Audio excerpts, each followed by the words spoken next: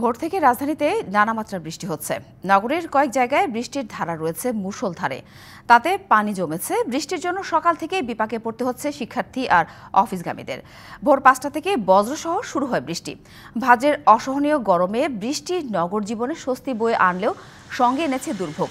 অনেকক্ষণ ভারী বৃষ্টির জন্য পানি জমে জলাবদ্ধতার সৃষ্টি হয়েছে। এদিকে বঙ্গোপসাগরে সৃষ্ট নিম্নচাপের ফলে দেশের বিভিন্ন বিভাগে আগামী ৩ দিন ভারী বৃষ্টির পূর্বাভাস রয়েছে।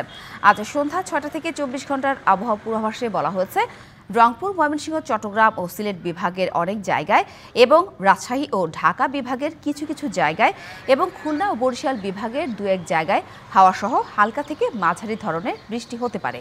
এ সময় সারা দেশে দিনের তাপমাত্রা সামান্য হ্রাস পেতে পারে এবং রাতের তাপমাত্রা প্রায় অপরিবর্তিত থাকতে পারে।